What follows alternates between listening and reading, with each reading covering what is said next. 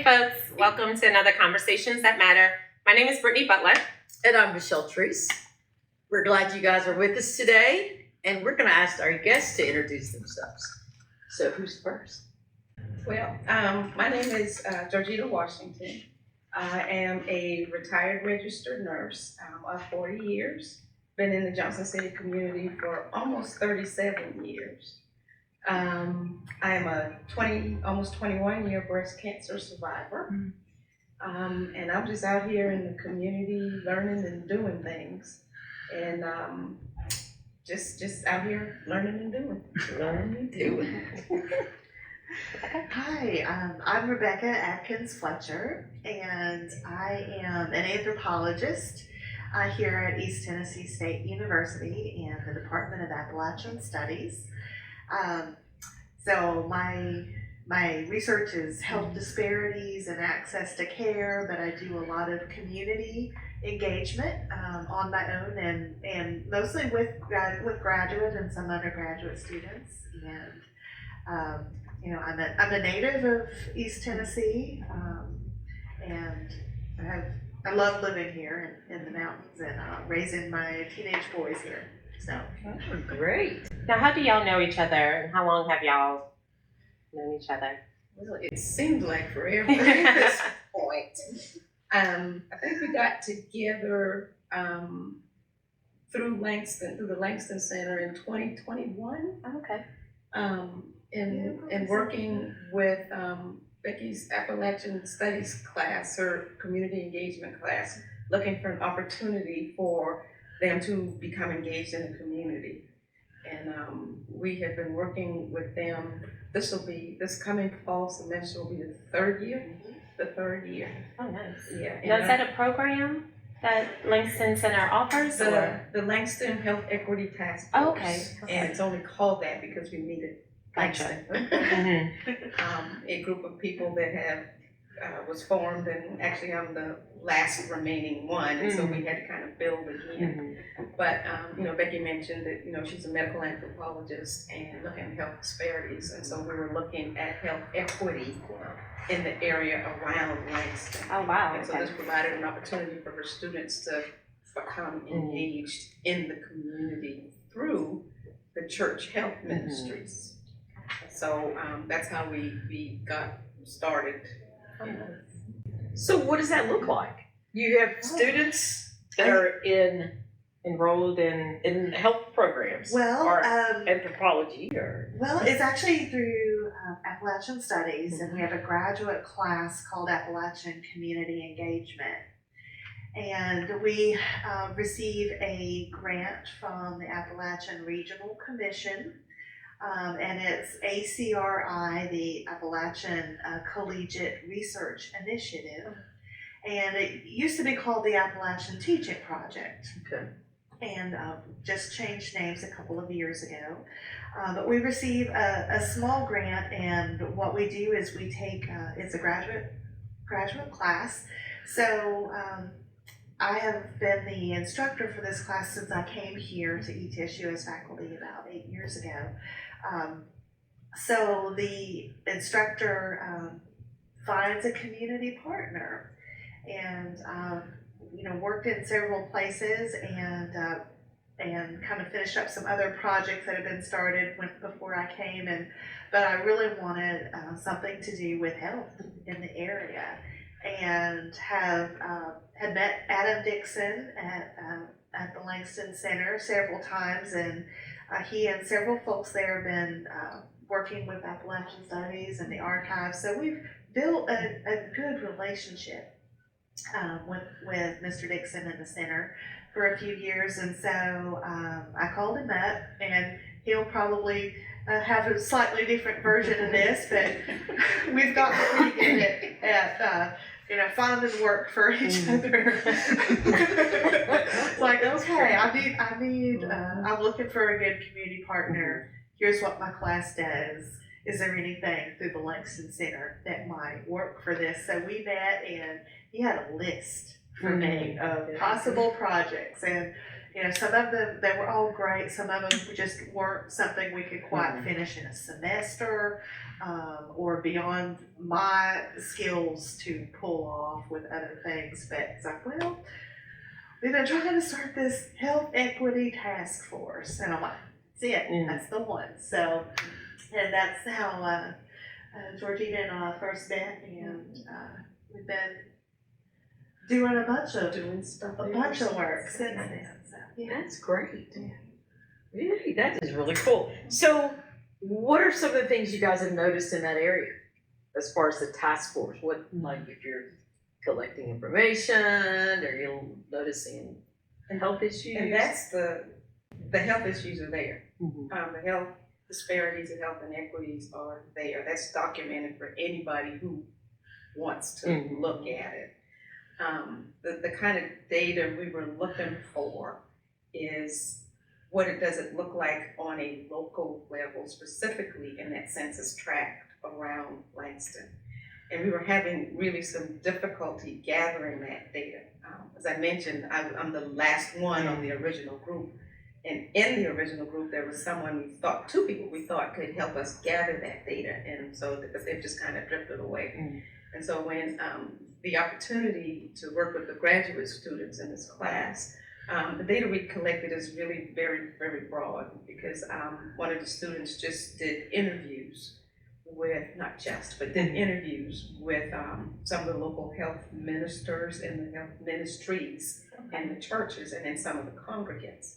And so, you know, how does your health ministry help you improve your health, or those kinds of questions. And out of that came the idea to do a community health fair. And so we've done 2 of those, one in this past October 23 and one recently in April. And so now what we're looking at now is how can we step it up a little bit and be more intentional and be more specific, because we still want to come back to gathering that data from those individuals in that specific census tract. Because I want to ask, we want to ask them, what do you need? A bottom-up approach rather than us telling them this is what we think you need, which could be entirely two different things. So that's why we want to try to look at some ways we can focus back in on those individuals that are in that census tract. So it's been fun working with the students. The first student, he thought he was going to have a partner, but he ended up not. And he did the work of the entire class, and he did a fantabulous job. And then the next semester, we had, 8 or 9 students? And, or somewhere between 7 and 8. And they were great. They were great too. And the really neat thing is that first student is still with us. And he's gone on to other classes. And we had a couple of students from this previous class who were no longer a part of the class, but they came to the April health fair.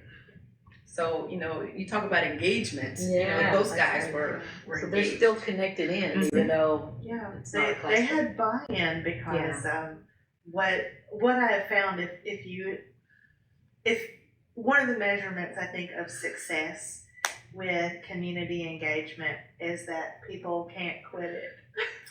They stay interested and they want to come back and help with the next event, or come and talk to the next class of students about, well, here's our experience, here's some things to think about, you know, as you're, you know, talking with people in the community and, you know, their takeaways. And so it becomes a little magical in that you're building community while you're doing community work in multiple places and levels. And for me, that's been really, really great to see. And then so the students and I, you know, to talk to your point there about, you know, kind of from the community up. So talking with, you know, the health ministers and some pastors and congregants, and we want to continue with that because it's an ongoing project. But also, you know, at the health fairs, doing surveys after the health fair on, okay, how was it? What would you like to see added? You know, what are takeaways? And so kind of looking to get some data on how we're doing and how we can continue to improve. And then this fall, students, we're gonna hopefully be doing some door-to-door surveys directly in the community. So there'll be, opportunities to go on some walkabouts and meet people face to face and let them tell us what's going on and how the task force and how Appalachian Studies and ETSU can be a part of making these changes that people want and need. So that's an exciting part for us. Is there a goal to, or have you already, is there a goal to bring this to the city at all? And the city has those groups, or I forget what they're called, but like the little committees. City committees that have their own little interest group. I don't know if there is one about health. Right, because that would seem something that could scale up, obviously. Yeah, that's a great idea, and I think there's been just a little bit of talk. Just a that little bit Mhm. of discussion. Still trying to find our footing. Yeah. And are these students Appalachian study majors, or they're getting their like masters? They're getting their master's degree in Appalachian Studies. Okay. Wow. Not all of them are from Appalachia. A lot of them are, and they come from really different interests and academic disciplines. But we like to talk about the value of regional studies and taking a more holistic approach to understanding a region and the peoples that are there and the history, and that especially Appalachia isn't a thing of the past. It's modern. We have always been a global region for over 500 years, and so how we recognize that it's not, it's been involved in trade and innovation and all of these things that get kind of overlooked in stereotypes and some of the older tropes through travel writing and film and those things. So really to see that Appalachians have always been a pretty diverse group of people with different interests, and if you look at music in Appalachia, we only get that because we have people from many countries and continents that came together and created this, and the same with foodways. So that's kind of a little bit of what we're trying to do with our students, but they go on to do interesting careers. So we have a former graduate who is a Black lung organizer in Kentucky through Appalachian Law Center. And we have a student who has just gotten a job and I don't remember the exact place, but it's a historical center in North Carolina.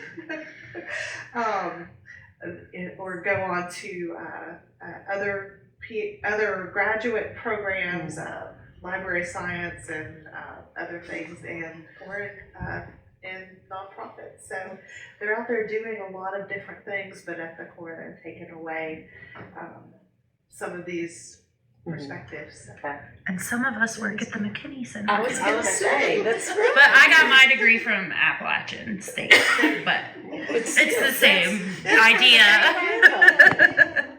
Yeah, it is. It's I don't think it was until recently that I even knew there was such a degree as Appalachian Studies. Yeah, I think I knew about the music one. I knew about the music one, from ETSU. That was one. So you have But it's bluegrass, branched old out. time, and roots music. Sure. Is, ETSU is the place to be for that. But yeah, you can also you can major in bluegrass, old time, and roots music as an undergraduate, or as a graduate get a master's degree or a certificate. So there are several opportunities to engage with the region in different ways through music and environment and health and history and anthropology. So For the longest time, I thought it was old timey. Like I thought that was the actual Old-timey. degree. Old-timey Yeah, degree. I know better now. Right. So with that connection to health, do you guys work with the med school, or The nursing program? I know you're connected in with nursing. Very, very indirectly, in that if you go back to those health fairs, they are a resource. And if you go back to those health fairs, we've had the opportunity to have several of the health professional students participate and bring their skills and knowledge to the health fair. We've had nursing students doing your traditional blood pressure checks, but giving education. I think the last one she was still giving education about COVID, because we do have some folks out there. It's still there. It's still here, and I believe it's going to be here. But you do have those folks who are suffering from what we would call long COVID, so they're still having some of those effects. We've had the communicative disorder students. They come in audiology and done some education there, and also provided some hearing screens. We've had the dental hygiene students who come in and would have been able to do some oral screening, but for that we needed a licensed dentist on site to be able to do that, so we weren't able to come up with one of those. And then we've had the students from the College of Pharmacy, who I discovered can do more than just talk about drugs, talk about medicines. They have a whole smorgasbord of educational topics that they can provide. You just have to choose, like you're ordering off of a menu. So that's the indirect kind of connection we have with the other health professional schools. Just pulling them in, giving other students a chance to engage with the community also. So if your next health fair that you have, you walk in, what do we see? How does that look when we go in? Where? Well, I said as a task force, we're kind of revisiting what this looks like. Okay. One of the challenges is getting the word out to the community and then having the community show up. So I think we're going to scale back a little bit and be more focused in what we provide. Rather than Memorial Park Community Center in the gym where everything is covered with a vendor, we may have a smaller area with 2 or 3. And then again, getting back to that census tract, we're going to do what we've been doing as part of communication.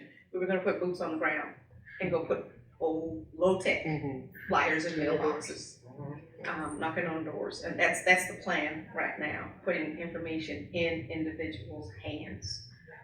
We're better able to make sure that they've got the information, because not everybody's doing social media.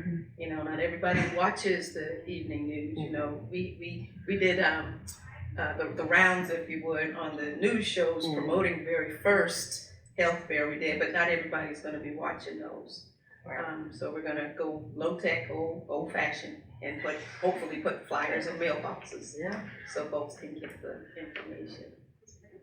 Great. So just being a little bit more intentional and more focused on how we get the information about the opportunity. Now, once we give the information, they still have to take advantage of the opportunity. So we'll be more sure that they've got the information. Are you looking at, so the area that you're concentrating on is the actual Langston neighborhood, is that correct? And are you seeing diverse based on race, based on income level, age? What are you seeing as far as your population? I think we can say our target audience is, when we talk about disparities and health inequities, it is going to be your Black and brown communities, your low income, and your elderly. So that's really our target, along with those folks in that census tract around Langston.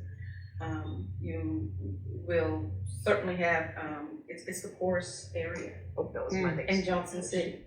So, that's an issue for folks who are either uninsured or underinsured, is the access, the ability to just even get what they need, or get to someone who can help them know what they need in order to be able to do that. So that's pretty much our target areas, your Black and brown population, low socioeconomic group, and the elderly.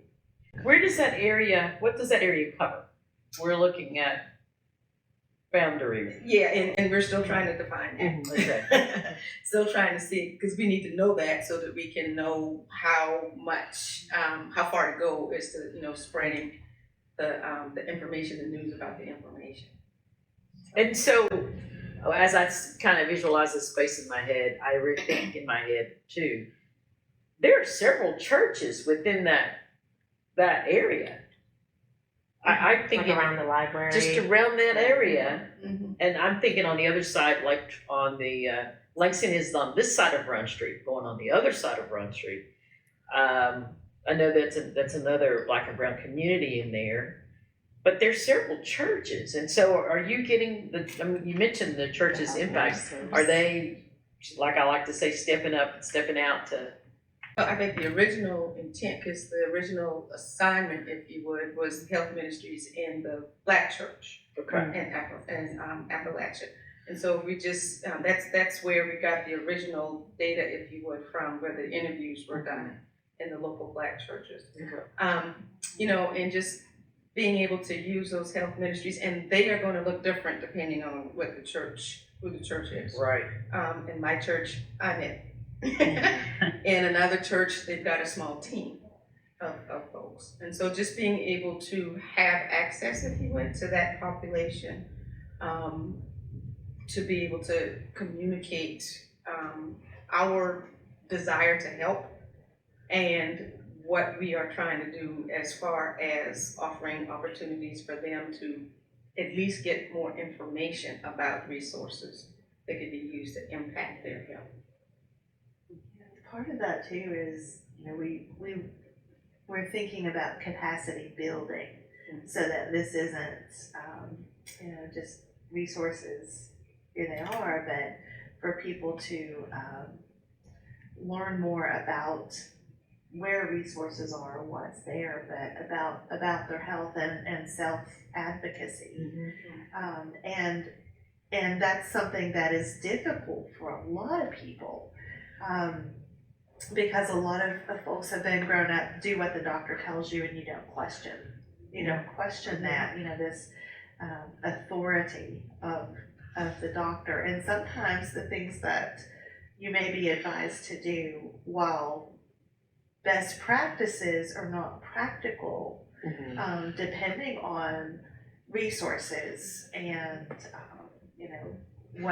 what your insurance will cover for medication. I can't tell you how many times I've been in a pharmacy and seen people walk away because the prescription was going to be over $500 and it was a new medication, but there was something maybe older that would have worked pretty well that was $10, but that's not what they got prescribed. So then they have to go back to the doctor or have the pharmacist work with them.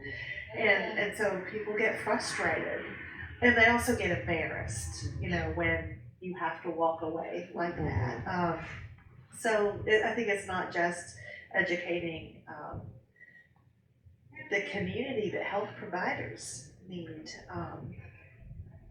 to think about how their recommendations are possible for patients in certain ways, still to provide the best care, but maybe to have a little more discussion with their patients on where things are, family situations, because people will forego care because it's easy to put yourself last when you've got children or parents or someone else whose needs you feel are greater than yours. And so being able to think through those situations and understand that holistic and health and illness affects whole families and whole communities, not just individuals. You made a good point about physicians or whoever making that recommendation for a prescription, or not even a recommendation. This is the prescription. Yeah. And families, this is it, no other choice. Or, like, I have to go to the pharmacy to get this medication. My brother, I'm calling him out, but he had a med and he just couldn't find it. And he was panicking. And I'm like, what's the name of this medicine? And he tells me, and I see, just a second on the phone, and I Google it. literally Yeah. Googled the medicine. And I'm like, dude, you can order this on Amazon right now for $7. Just pay $7. Right here, I sent the link. And I don't know if he did or not, but even in his head, he's like, no, I have insurance that's supposed to pay for this. And my copay when I use that is going to be whatever. And he just couldn't shift from, okay, let me just order it online. I got 7, but I may not have 45 or whatever. And he's younger than me. But that's just his mind frame. Well, And my mom would have been like that, yeah. you know. I was going to say, you spoke of the older generation being one of those populations where there's a health equity with doctors prescribing the most expensive thing for folks when they're on Medicaid or Medicare, Right, and not thinking Can you to get afford the this? cheapest Yeah, the version. generic Because even my version. dad has been on metformin for what is that, diabetes Mhm. type 2 for the longest. It's $3 a month, and he went to a new doctor. They prescribed him metformin, but it had something in there to settle your stomach if you had stomach issues with taking metformin, which he never mentioned that he had these issues. It was just refilling metformin. Goes to the pharmacy. It was like $3,000 or something, and like. He's like, why would you prescribe? And but same thing. He's like always Googling things and everything, and knew there was no real difference. But they probably get a kickback or something if they prescribe this really expensive. Exactly. You know. Yeah, and I would like to clarify that this is not an intentional thing that physicians are doing. They're not trying to get people the most expensive, but you know, looking at the formularies Right. for all of this is not necessarily something you have time for, in you know those very limited amounts of time you have with a patient. And the cost can be different at different pharmacies. And I think sometimes too, it's a new medicine. They may or may not have known that was a part of it, or if they did, they may or may not have known what the cost would be. Yeah. I mean, I often think that medications ought to be prescribed by pharmacists because they know better what's in it and what's done, and even to the point of how much it costs. You know, if either one would, because sometimes a pharmacist will have that conversation, go, I've got this, you have to go back to get a prescription for it, but we've got this that costs less. You know, instead of using the combination medicine, use the 3 of them separately, which will cost less separately than that one combo together.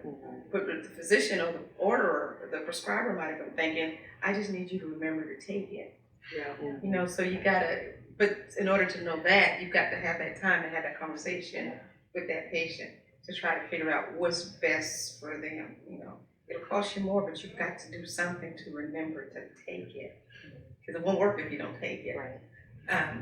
And so I think, and then pharmacists also have a better handle on discount programs. I think that might be beneficial for patients. But there are so many resources out there. That's what when I say I'm just learning, that there are lots and lots of resources out there. And part of that is being a part of this partnership here. But people don't know what all those resources are. And it might take a little work to make them work for you, but if you don't know what they are, then they can't work for you. And that's part of what we are trying to do with the Health Equity Task Forces, if nothing else, make people aware of the resources that are out there that might be able to help them. Do you have a core group of people that are like your followers, and every you know event you have, they're there and they're like, I tried this and it's working, it's great? We have no groupies.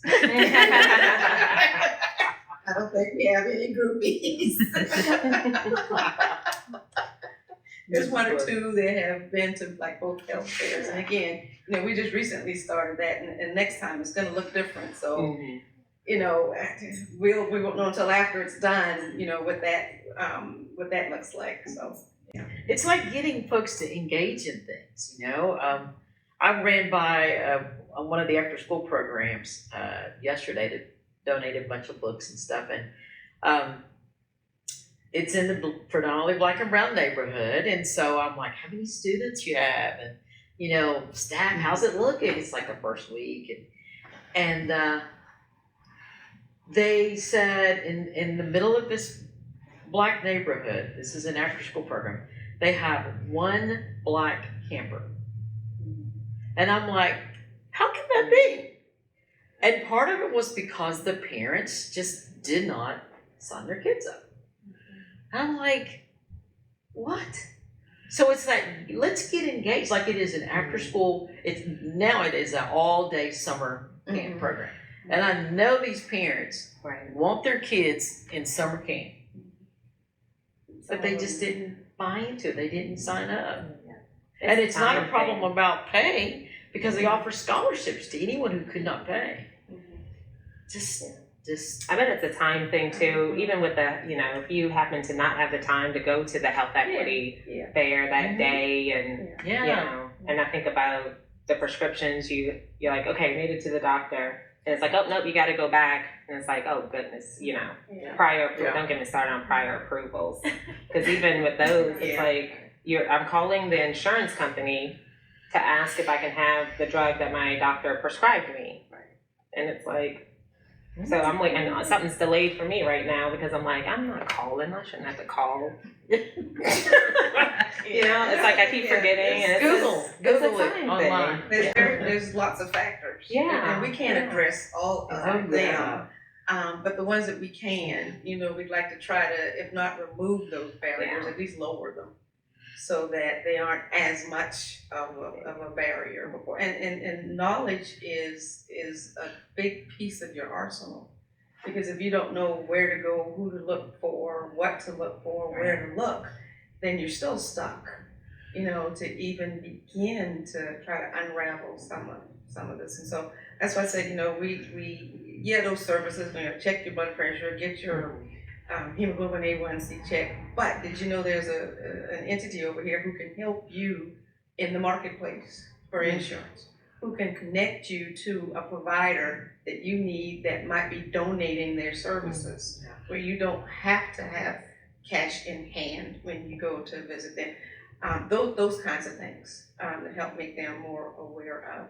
And we also recently had a session on, like you mentioned, advocating for yourself,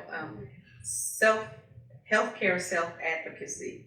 How to speak up for yourself when you go to be able to say, some folks, when they take that prescription, they know they're not going to be able to fill it. But how to say that, isn't there something else I can have that I can afford? Go with your list of questions, literally a list of questions, and ask them and check them off as you do, so that you have something in hand, tangible to take away with you. So, all of this kind of information that that folks can use to help impact some of the inequities and disparities. Make yourself heard. Use your voice and make yourself heard. Yeah, I think what we're doing, we realize it's a drop in the bucket. We can't fix it, but we can maybe make differences and get things moving in better directions for people and for the community. And you gotta start somewhere. It's like that starfish story you've heard. A guy on the beach, he's throwing one starfish back in the water, and the other guy's like, man, there's so many, you're not helping. But it matters to them. How about the homeless population in that area? Do you connecting with them, or I know there's so many other programs now that are trying to work with those folks, but we have, other than what we see when people walk in, and what we see is not always what it is. I don't know that we have that kind of a demographic to know if anyone from the homeless population has been to any of our events. They certainly have opportunities to see the notices simply because of where they might be. For one thing, they've been posted in the library, and I know the homeless population, they do use those services quite a bit, but did they see the notice, I don't know. And I can't tell Right. by looking at you, whether or not you are homeless or not, so. Wow, this is good work you guys are doing. I think we'll have to have him back when you have your next event. He'll come in before and talk about it. So that's pretty good stuff. Yeah. So now let's see. Becky, you are from Johnson City. I'm from Greenville. From Greenville, okay. Tennessee. Tell you about growing up in Greenville. Growing up in Greenville, well, my parents were not from there. They were from Morgan County, Tennessee, on the other side of Oak Ridge. And my dad got a job when the Magnavox opened. And The worked- Magnavox. The Magnavox. That's how it's said. It's the Magnavox. Kind of like going to the Walmart. The Walmart. That's so true. What is, I don't even know what that is. The Magnavox. It's just putting the Well, in front but of Oh, it. yeah. Magnavox. Yeah. Yeah, but TV. Magnavox. It makes me think of like VHS. It is. Yeah. Okay. Let's see what your dad did. It's an Appalachian linguistic thing. Be in front of that. You have to. You gotta make the emphasis. You do, so you know what you do. But he was a repairer, worked repair there, and my mom was a work-at-home mom for a very long time while my brother and I were small, and then she also worked at the Magnavox, after my brother got into high school, and so they both retired from there. But yeah, Greenville, so it's kind of interesting, my brother and I have talked about this a little bit, that, we are from Greenville, but we didn't have those deep root connections in the county. And so we were kind of, internal migrants within Appalachia, because we weren't from there. Yeah. And my parents made, they were, I kind of think they should have been community organizers themselves, because they could make friends with anybody, and we had a group of people that became family kind of through the Magnavox family. So we would go out in the county, and my dad would help them, harvest tobacco or put up hay or do all kinds of things. So my brother and I got to see some of that. So my parents grew up very rural, very country, very farm and hard work kind of things. And then we lived, more on the edge of the city. So my parents were very much of a rural mindset, but where we were, my brother and I didn't experience that as directly. We always had a garden and, broke 10 million green beans every summer and, all those things. But, so I think I always felt a little bit like I had a foot in both worlds and didn't quite fit in either one. That's very interesting. Yeah, but Greenville's it's a beautiful little town. But I don't go back very often. I do still have friends there and visit every now and then. Did you go to city school, county school? Went to city school. Yeah, So that's that interesting little rural but city. Yeah. And how was that with friends? Were they like, she's a little different? I've always been Kind of a little different, rock and roll. Here we go,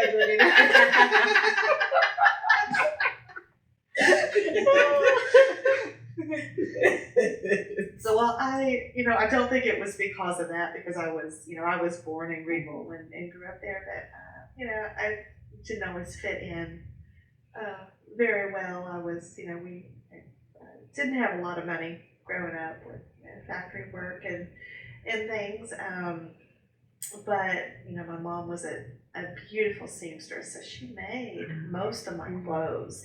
Even through high school, she could make like dress pants and made my wedding dress. Oh, wow. And so she was so skilled and a beautiful quilter. So I looked maybe nicer than some of my, what I should have for our income level. But we put up food in the summer, canning and freezing. So we, always had plenty to eat and, good country cooking kind of stuff. So lots of fresh vegetables and those things. So. I think I get a little emotional. That's something that I miss.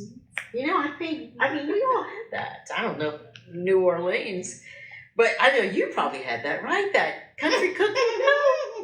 I grew up in the burbs. See, I mean, my mom was raised that way, but by the time I was remembering stuff, I was like the only kid in the house, and we would just like go to Chick-fil-A. But I remember breaking beans with my mom and my grandmother in the garden and home cooked, and we lived in the projects. My mom sewed. Did your mom sew matching clothes with you and your brother? Because that's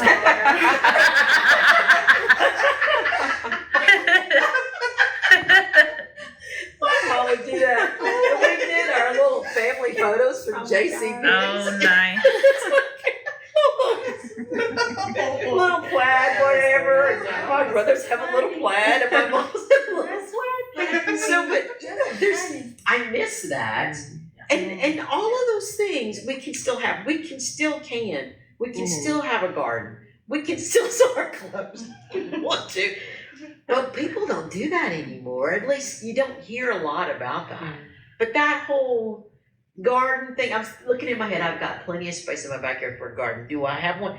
I can't even grow 2 tomatoes in a pot on my cardboard. It's funny, I feel like all of that stuff has been like gentrified. Yes. Like the people who like make their own bread on YouTube and like the gardening and now it's the wall gardens. You get a piece of lettuce, there's like bags of whatever. Well, I mean, when we came in here, I was telling y'all about how we scrubbed that kitchen down because those people are taking canning classes. So it's not just the influencers or yuppies who have their gardens. There's still people interested in.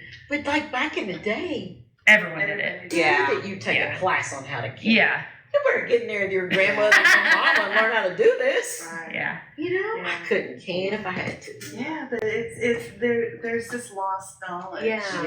Lost skills for that, and we everything is so convenient now, and Chick-fil-A. we have lost. My mom and dad would kill me for saying that. She did cook, I swear. We did have chicken and dumplings, all right? Okay, so Georgita, you are not from here. I am not from here. I'm originally from Charleston, South Carolina, but I have folks at my church that tell me I've been here for so long now that I'm from here. I will still dispute that, but this does feel more like home than home does, simply because I've been here so long. And things have changed so much that when I go back, I feel like the tourist, the visitor, the guest. I even make the joke, my mom sold her house and moved into a condo while I was here. And I said, you aren't even where I left you. So, there's buildings where it used to be lots. There's lots where there used to be building. It seems like if someone finds a postage stamp size of ground, they put a building on it. So just nothing really doesn't feel like it did when I was there. So I've gotten used to. I hope this doesn't offend anybody. Small townness, because in comparison to Charleston, that is what it is. And I was just sitting there thinking while you were talking. We are at opposite ends of the spectrum, okay? We're sitting down here, but if we were standing, you would see Becky is tall, I am not. It's obvious Becky is white, I am black. Grew up in a kind of sort of rural area. I grew up in a concrete jungle, okay? We got our canned goods from Piggly Wiggly. Okay, wasn't nobody canning stuff. Wasn't nobody canning anything when I was growing up. Okay, all our vegetables came from Piggly Wiggly. Okay, so I was just laughing at those differences there. But I grew up in the city of Charleston, and one of the things that hit me as a culture shock when I came here is the small percentage of Black population that's here. And I was shocked when I first got here, because I'm thinking, where are we? Right. Where are we? Even when I started working at my first hospital, I'm expecting where I came from, the food workers, the food service workers, the environmental services, the LPNs, the transporters, those would have been jobs that Black people had. And even those folks were white when I came here. And I stepped into the twilight zone, is what I was thinking, you know? And so it took me a minute to get used to that, and so I've always been, because of education and after, I'll say desegregation, because I don't think we did a good job at integration. And our Black schools were gone in Charleston. I got used to being one of, or the only one, or one of few Black people in the space. Educationally and professionally, that's just been the way it is. So I've gotten used to that, but it just freaked me out coming here, not being able to see, not realizing the small percentage of Black people that were in this area. So it took me a minute to get used to that. Now, was it work that brought you here originally, or? That's funny. We just had a gathering of my sorority sisters, and we all sat around this table talking about how we all got here. And there were 9 of us, and I think 7 of us said amen. Yeah. The man was what got us here. Got married. He was already working here, and so I figured, we at least needed to be in the same state and not the same city. So yeah, that was it. I don't know that I would have been here other than that. I didn't even know where this little hamlet was when I came. Had to look it up on the map. Charleston, Johnson City. Okay. It's always a man's fault too. New Orleans, Johnson City. And I mean, every time especially during that time, I tell somebody where I was going. Where is that? Where? And I have to explain. Tip top northeast corner of Tennessee. I was on a national critical care nurses committee, and we met in Newport Beach, California. I sat next to a nurse from Boston. Told her, we got to talking before the meeting, told her from Charleston, going to Johnson City, and my jaw dropped when she not only knew where Johnson City was, but she had a contact here and proceeded to give me his name and number. Wow. My jaw hit the ground. We're in California. She's from Boston, and she knows somebody in this little hamlet. And it was another nurse, so she could give me a professional contact. Here, I was stunned. I was absolutely stunned, because I was getting ready to explain to her where this place was, and I didn't have to. Isn't that funny? So, yeah. Wow. And so let's see, you have been here 21? No. 30, almost 37 years.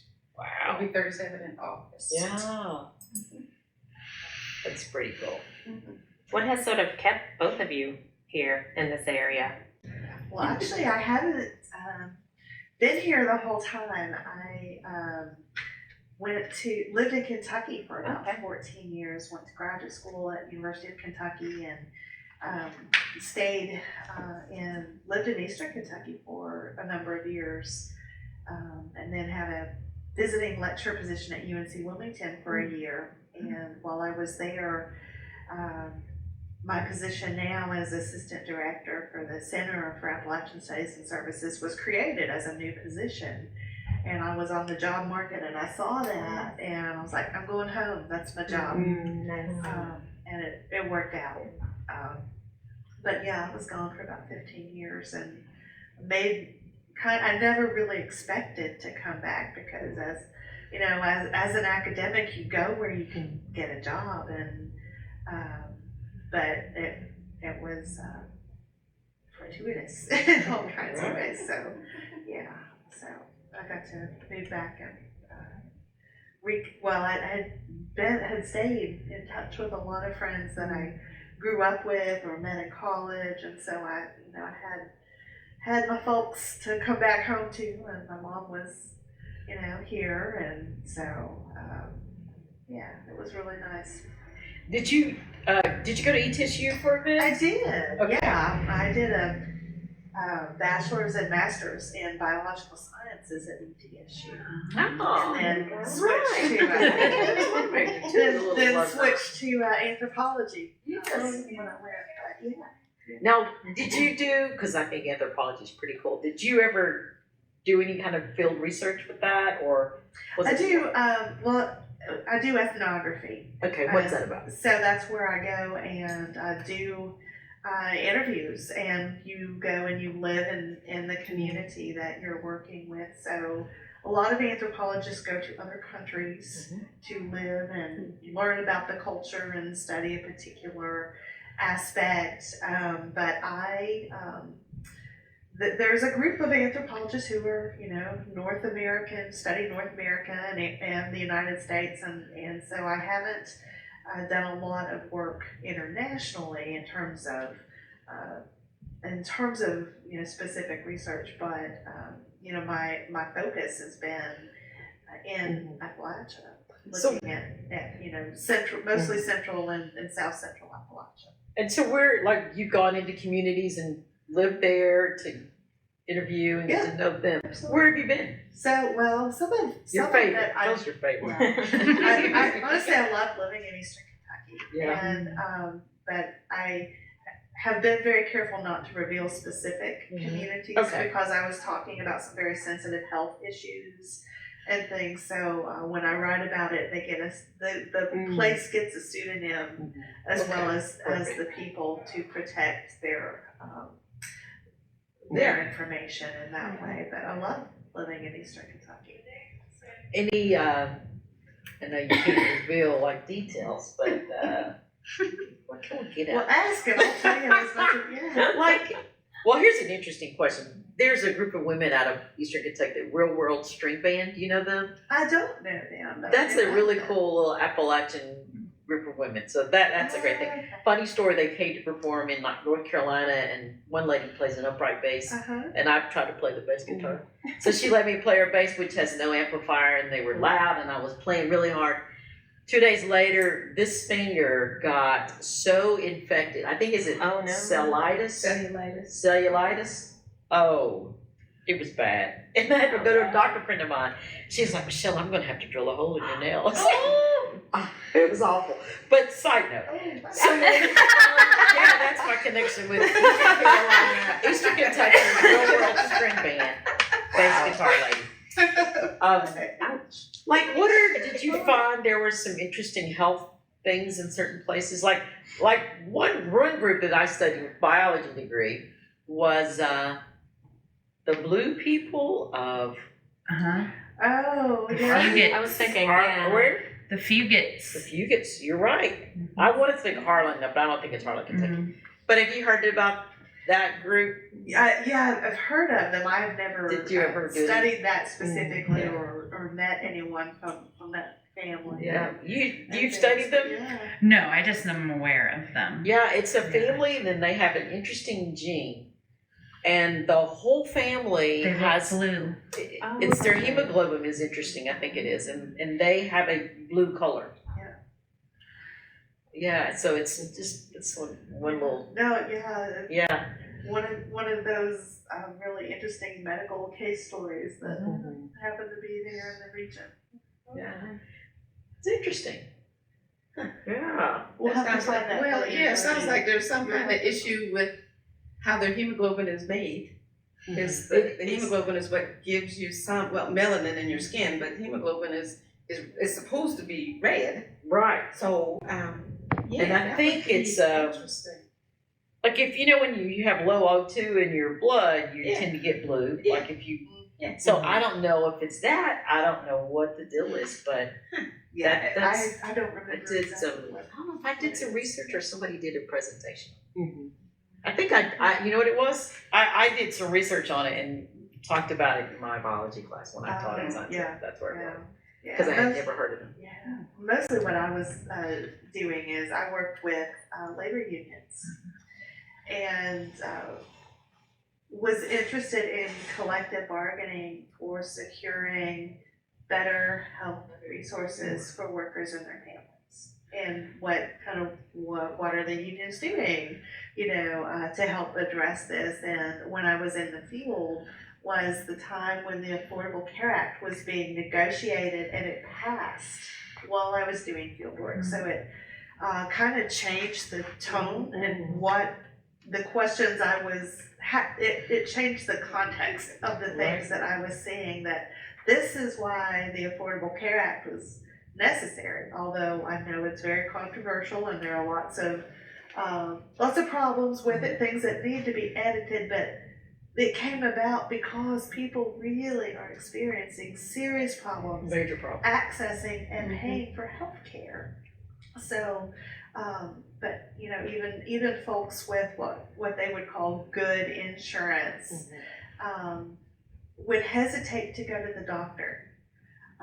Or like, okay, let me wait it out a couple days and see. Maybe it'll go away because of co-pays or missed time off work, and all kinds of things. So, but for folks with lesser quality health insurance that would have higher co-pays, higher premiums, you saw how it became much more difficult, even for folks with reasonable health insurance coverage. When your wages are lower and other things, it's that moment of pause that sometimes gets people in real trouble. And I hear that and I think about other countries that have free healthcare. I have some friends that moved to Spain, and not even within the year of being there, one of the guys got sick and had to go to the hospital and was there for almost a week and all of that, and got out and was like, okay, what do I owe? I'm gonna, and they're like, oh no, you're fine. And he's like, what? Oh, you're fine. And see, like I see, if as a practicing nurse, I see the results of this. Yeah. I've waited as long as I can. I've done what I can do, and now I show up at an emergency department somewhere, which is the most expensive form of health care. And now we're doing things now we're doing treatments that may have been prevented if we could have dealt with it sooner. If they didn't feel like they couldn't go, and they're waiting until it's too bad. And so now we're amputating something that is going to impact your family, your home life, your job. If you still have one, can you still do your job without whatever we have taken off? All of that, if we could have just dealt with it when it was a little thing, and not when it's gotten just so humongous that the tail is now wagging the dog, kind of thing. Yeah, and I don't get how folks can't see taking care of something up here. Yeah, you're gonna spend some money, but how much are you gonna avoid spending if you wait until it's down the road? I think sometimes, it's hard to know what's going on in people's lives and their families, and so they will put themselves last a lot of times because something else has to happen, or can I go to the doctor, or can I feed my kids this week? And when you see that level of decision making, you start to understand there's no good decision for this. And so it's not that people are fatalistic. They're not just sitting back and say, oh, whatever will be, will be. They're making really tough decisions that are about family and community and economics and other things that. And not just tough it's not decisions, but tough decisions from a list of options that aren't good. That are, yeah, they are terrible options Yeah. sometimes. Yeah, and you pick the least terrible Yeah. of this list, because there is no good decision. Yeah, I hear that when I taught. One of the things, actually after I retired and was able to see more about our community, this area is just pitiful. I've said it so many times. Not everybody, but when you look at the number of people that are in that very position, number one, tough decisions, and number two, poor options. So tough decisions with these poor options. There's so many that walk that every day. Yeah. So And then one of our biggest employers is medical oh jobs. my goodness. So how does that make How any does that sense? even make sense? How does I that didn't make say that. sense? Right, but you did. But it's true. But it really is. It really is, and I think, like, how do you make that different? How do you make that different? Well, they're trying. Yes. And I want more up in the back. One starfish at a time. That should be the logo. Starfish. Yeah. But I think just getting that word out, more people stepping up for themselves, being their own advocate, demanding more, even to just employees.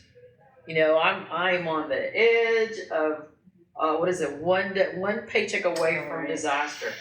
I demand more pay. I just need you to do something differently here. You know, we look at the teachers in Sullivan County trying to get a raise.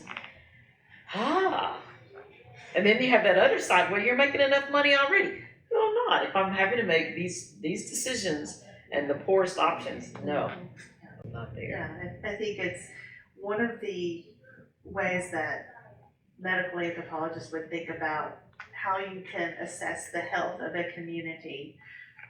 The overall health is in the body. You know, the body shows the signs of those health disparities and unmet needs.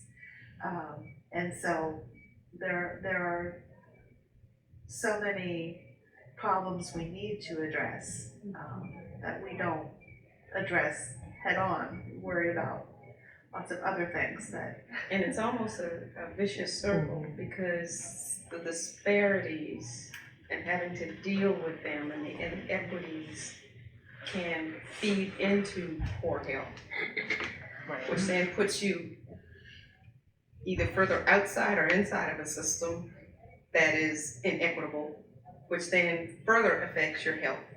And so it's almost like a bad cycle that you can't get off of. Exactly. The Ferris wheel won't stop and let you off. And I think too that becomes a generational thing, where you have grandparents that have that cycle and their kids watch that, and then their kids get into getting older, and then they start having their own ailments, and now we've got 2 generations doing this. And then this kid has a baby, now we've got 3, and you have the middle one that they call it the sandwich generation, where now Trying to take care of both ends, and that's not a good thing, because that's a lot to juggle even with. And then I have to throw out all of that. We are doing this in the United States of America. It's not like we're a developing country or something. Yeah. So, No, we're on the bottom of a lot of lists. we are. Tennessee. No, like America. Oh yeah. Bottom. And Tennessee is in the bottom of the big bottom barrel. Like, Well, that's the whole region. The whole southeast Yes. region is often struggle for equity and your poverty numbers, homelessness numbers. Right. And Louisiana, growing up, we didn't think anything of it. Our state motto, we would jokingly say, "Thank God for Mississippi," because Or West Louisiana. Virginia. Yeah, because Louisiana. That's probably like the Appalachian thing. Yeah. Like at least we're better than Mississippi.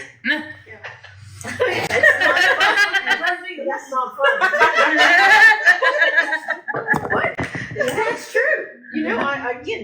this week the news is going on about Tennessee is near the bottom of the education, I think, funding per child. We're near the bottom for the nation. But then you hear in the same conversation, oh, but the scores for Tennessee students have increased since 2020 COVID. Okay, great. We're still climbing out of a hole. Yeah. So yay for that. But we're at the bottom. Like, what are we praising here? You know, and I guess we got some improvement, some scores. I think since growing up in East Tennessee, I love it. I love the state, and I know so many amazing people who are caring and kind and hardworking and are out there trying to be change makers, Right. or just trying to make ends meet for their family and trying to live good lives. But you know, there are so many problems to address. It's not Tennessee specific, or but you know, larger systems kinds of things with how our economic systems work and how we decide what jobs are worthy of what types of pay and benefits and how we access those. That it's a really big. Yeah, I try to keep that in mind. We're lucky in a lot of ways in this yeah. area. If you start to look at some of the Right. bigger cities, but we do have all the same issues, Yes, we just do. on our scale, and you know, people Right. who are feeling it. The scale doesn't, I mean, scale matters, but it doesn't matter because that one starfish, it Yeah. matters, you know, if it happens Right. to me, then it's a big deal. Right. Then it's a big deal. And it's almost, you know, you ask how we can fix it. I don't know that we can. Because we need a place to, in my head, we need a place to sit the old system Yeah. so that we can make space to build a new system. Yeah. Because otherwise, and you've got to change thinking and mindsets also. Because otherwise, what we will have is dual Yeah. systems. We'd have to be building a new one while we still maintain the old one. Well, we can hardly maintain the old one. We can't do both. So I don't know what the answer is other than one little piece at a time. One little piece at a time. Make it better for this one, you know, or give this small group knowledge about access. And then now it's up to you to take advantage and use that opportunity, you know, but at least you got some knowledge about X, Y, Z. Right. If you live in Johnson City and you're listening to this or watching this at a later date, what should people do? Or if somebody wants to help with this health equity task force, how should people, who should they call? Where should they show up? Langston Center. Call the Langston Center. Perfect. What are some of the needs you would have for community members if they call Langston Center? What would be some needs? You need paper, you need, what you need? Pencils? We would have to have a conversation. I think we need people. We Yeah. need people We need who are human interested resources. and have some Yeah. have some time and want to have some difficult discussions and be able to just be in place. Because we all, you know, plans and everything look great on paper, but we need to be able to operationalize them. And that's going to take that human resource piece. People. And so you mentioned earlier that you wanted to do dental screenings, but you needed a dentist. Mhm. I know some dentists. I know one that's retired, so I know she's not doing anything. Rebecca, that's you. But so like people to come out and be kind of like some human power. And show You know, up. operationalize the plans that, you know, the ideas that we have. Okay. You know, the best plans, is the most beautifully drawn up, white papers, whatever, you know, are just gonna sit there and collect dust. Right. If you don't have Put 'em a in mechanism practice. to operationalize, put them in practice. Do you have like food there? Do people have snacks? Like, is that a need? You know, like refreshments At the fair. at the fair. Oh, I'm sorry. those things, we are able we've got some partners Okay. that are able to help us Okay. with those kinds of logistics. Right. All right. I think it's a great thing. I know some people do these medical missions and they go out and they do kinds of things like that. And I see what you guys are doing as a local kind of more on a not so much a medical mission, but a local mission. Yeah, very much We're on a needed. mission. Well, thank y'all so much for I joining know, us today. this This is is great. great. Yeah, we learned. Do a y'all lot. have any questions for each other? Yeah. Anything? Not on camera.